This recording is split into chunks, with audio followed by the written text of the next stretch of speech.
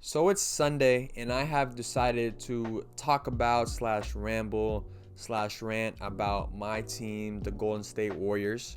I mean, when I was planning out for this video, no lie, the vibes were not immaculate because the Warriors lost three in a row. I mean, throughout the whole season, they've been pretty mid around 500, but they lost three in a row. Steph Curry is going to be out for what? It's going to be a few weeks, but that's just for reevaluation. I mean, he got that shoulder injury. It's like a subluxation. Don't know if I pronounced it right, but from what I've read, from what I've learned from it, he has to wait for the pain to subside, the swelling to subside, and then he can finally do the strength and mobility training. So in a few weeks, he's probably going to be reevaluated, and then he's going to still miss more time after that. So Steph Curry's going to be out for a minute. But the Warriors just won.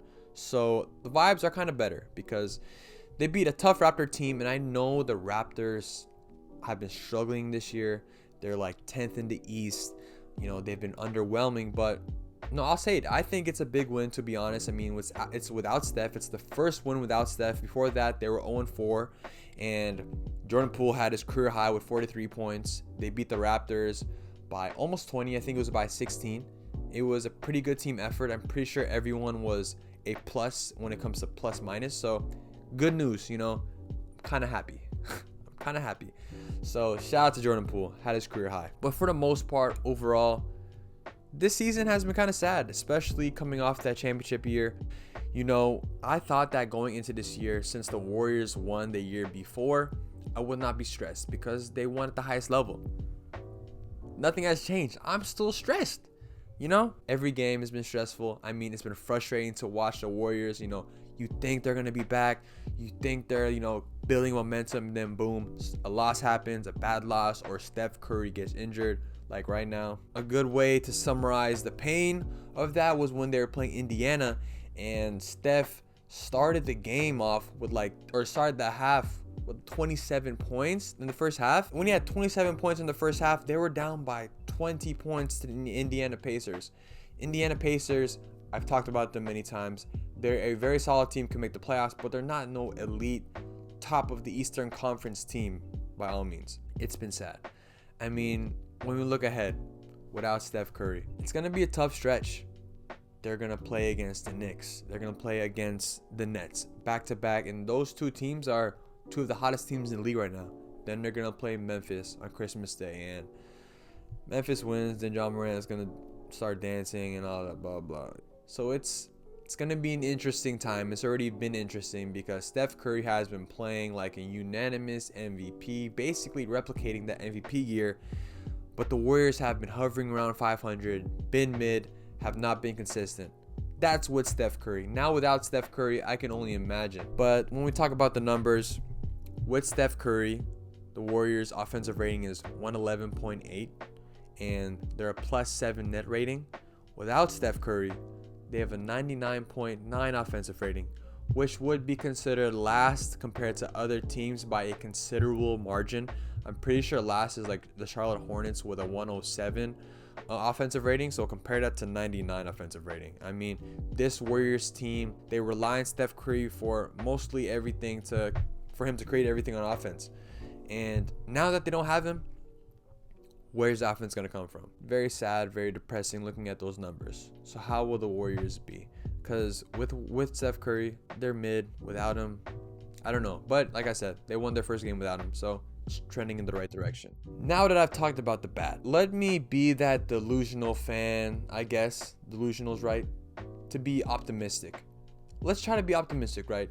Because, we're coming off a win. Jordan Poole had 43 points. Let's kind of compare this to before when Steph Curry was out. I know it's different teams, but two of the main players that I want to talk about is Jordan Poole and Klay Thompson.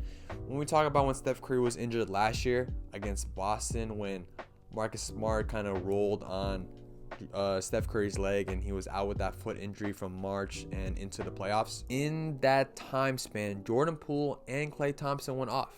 During that time, Jordan Poole solidified himself as a most improved player candidate. Jordan Poole averaged 26 points, 6 assists, and 4.8 rebounds.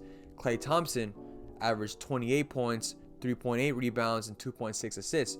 So both of those guys stepped up. Last time I talked about the Warriors, I was hard on Jordan Poole. Rightfully so, because he could play better, which he's doing now. I mean, before he was averaging 15 to 17 points, bad efficiency, a lot of turnovers, not playing defense. It was hard to watch him, doing too much, trying too hard. Now Jordan Poole in this December, averaging 26.7 points, 4.4 assists, 2.7 rebounds, with better efficiency, looks like a better playmaker. He's playing simpler. I'm liking what Jordan Poole is doing. And with Klay Thompson, I mean, it's been a pretty inconsistent year for him. He's averaging 18 points, but his efficiency is at career lows when it comes to field goal percentage and three-point percentage. And I expect it to go up. I mean, this time especially, it can be a turning point. Like I said, I'm going to be a delusional, optimistic fan right now. It can be a turning point. Obviously, it can be a turning point in terms of they're going to be worse. They're going to go down into the standings. They're going to sink. But it can go into a different direction. Not saying that they're going to turn into a top 5 team in the Western Conference without Steph.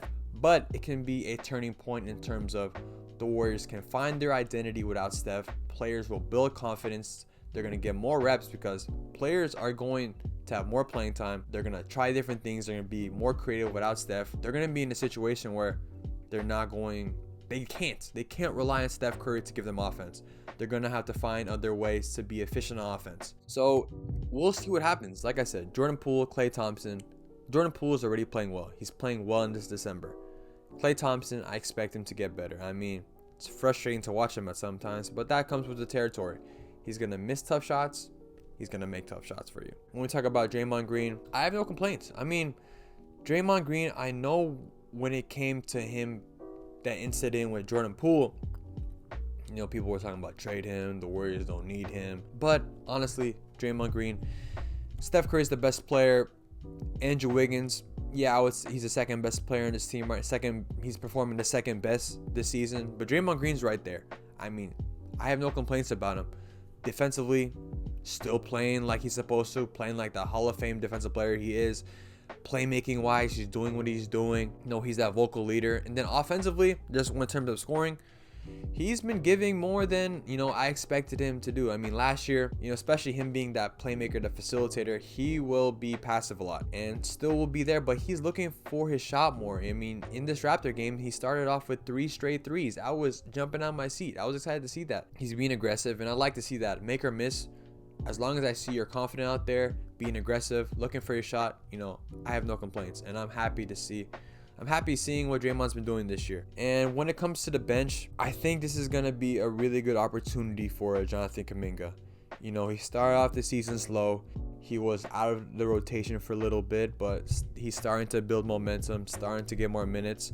In this month of December, he's been playing his best basketball. He had a stretch of 4 games where he was scoring 10 or more points in each game. He had a season high of 24. So Jonathan Kuminga, I expect him to get better. He's gonna get more reps. I mean, in this Raptor game, he actually, he only played 5 minutes, I think. But he's realizing that he can't just be out there going through the motions and playing like he doesn't want to make a mistake. I mean, that's how he was playing before. He was just there in offense to just give the ball to Steph, Klay, Poole, Wiggins, just trying not to make a mistake. Now he's trying to make plays, and that's what you want to see. You want to see, like I said, you want to see a player be aggressive out there, play their game, make or miss. As long as they look confident and aggressive out there, no complaints. He's been doing what he does defensively. I mean, he's a good defender. Just offensively, has to build consistency. And I think in this stretch, in this time span without Steph, when they have to be more creative, I think Jonathan Kuminga will step up. I mean, it really is just building consistency with the bench, because the starters, they've been doing what they do. Andrew Wiggins is going to come back. He's going to be that same two-way player that he was before the injury.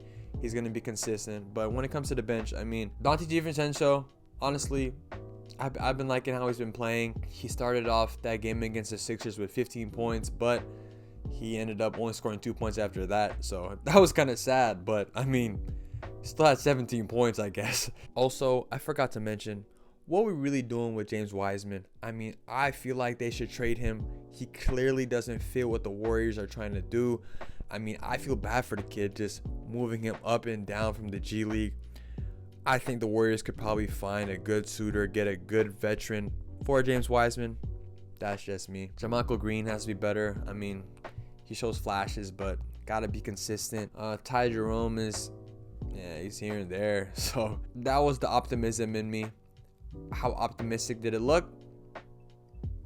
You tell me, because obviously it can go two different ways. They're gonna go on this tough stretch. They're gonna play against really good teams without Steph, and they need players to step up. So we'll see what happens. I guess that's my ramble right there. But that's it for the video. If you enjoy, hit that like, subscribe, comment. What do you guys think the Warriors are gonna do in this next stretch? Is it over for them? Is the season over? Or will players start stepping up? Jordan Poole, Klay Thompson going to tear? What's gonna happen? Like I always say in my videos, my first name's Emilio, but my middle name is Lawrence, and I like hoops. If you like hoops too, subscribe to it too. Until next time, peace.